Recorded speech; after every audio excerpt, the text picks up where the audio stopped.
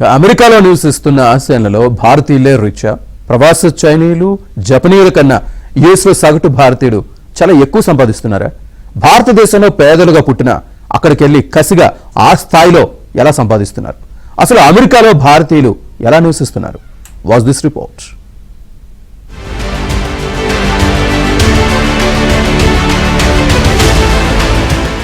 అమెరికాలో కుటుంబ వార్షిక ఆదాయం ఎవరికి ఎక్కువ ఉంది అన్న దానిపై సర్వే చేయగా మొత్తం ఆసియన్లలో ఇండియన్సే టాప్ అని తేలింది. సగటు భారతీయ కుటుంబ ఆదాయం $151,000 ఉంది. అంటే మన కరెన్సీలో 1,30,00,000. సగటు చైనీయులు జపాన్ కుటుంబం కన్నా 40% అధికం. 2013 నాటికి అమెరికాలో ఆసియన్ల జనాభా 2,50,00,000. 2000తో పోలిస్తే 2013 నాటికి ఆసియన్ల జనాభా రెట్టింపైంది. 2023లో ఆసియన్ల జనాభా అమెరికాలో 7.4%. అమెరికాలో నివసిస్తున్న ఆసియన్ కుటుంబాల సగటు వార్షిక ఆదాయం $105,000.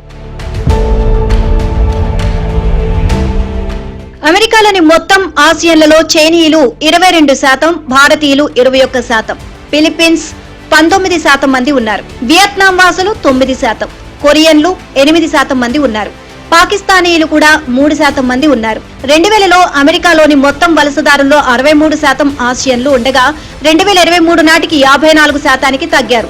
అమెరికాలో సెటిల్ అయిన తైవాన్ వాసుల్లో 83% మంది గ్రాడ్యుయేట్స్ ఉండగా ఇండో అమెరికన్లలో 77% మంది గ్రాడ్యుయేట్లు.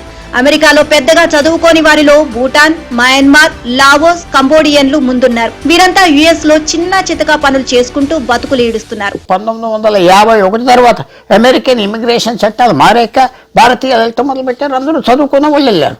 ఇండియన్స్కి అక్కడ ఆ అడ్వాంటేజ్ ఏంటంటే వచ్చినప్పుడే వాళ్ళ పెద్ద స్థాయిగా వచ్చారు ఇమిగ్రెంట్స్.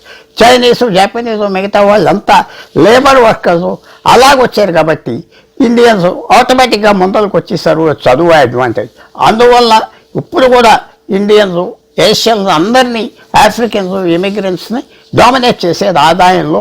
వాళ్ళ సోషల్ స్టేటస్ అన్నీ మనకు ఇప్పుడు కనపడుతుంది. ఇప్పుడైతే ఒక 100 సంవత్సరాల తర్వాత భారతీయులు వచ్చారో పరిస్థితి మారింది. అమెరికా కొంచెం డెవలప్ అవ్వింది. భారతదేశం వచ్చిన వాళ్ళకున్న బ్యాక్గ్రౌండ్, ఎడ్యుకేషన్ వల్ల అక్కడ అమెరికాలో ఆల్రెడీ ఆర్థిక వ్యవస్థ ఎలాగున్నదో అడ్వాంటేజ్ భారతీయులు తీసుకోగలిగారు. అది కూడా భారతీయులు అమెరికన్ యూనివర్సిటీస్ అందరూ ఎంటర్ అవటం, అక్కడ పైకి రావటం, ఆ అవకాశం దాని మొదలు చైనీస్కి, జపనీస్కి, మిగతా ఆసియన్స్కి లేదు. కాబట్టి వాళ్ళు ఇంకా వెనుక్కున్నారు. భారతీయులు మొదలుకి వెళ్ళిపోయారు. ప్రవాస భారతీయుల తర్వాత అత్యధికంగా సంపాదిస్తున్నది తైవాన్ వాసులు. అంటే అమెరికాలో బాగా చదువుకున్న వారే ఎక్కువ ఆదాయం పొందుతున్నారన్నమాట. ప్రొఫెషనల్ కోర్సులు చేసిన వారు ఎక్కువ ఆదాయం పొందుతున్నారు. సగటు మంగోలియన్ కుటుంబ వార్షిక ఆదాయం $54,300 ఉంది.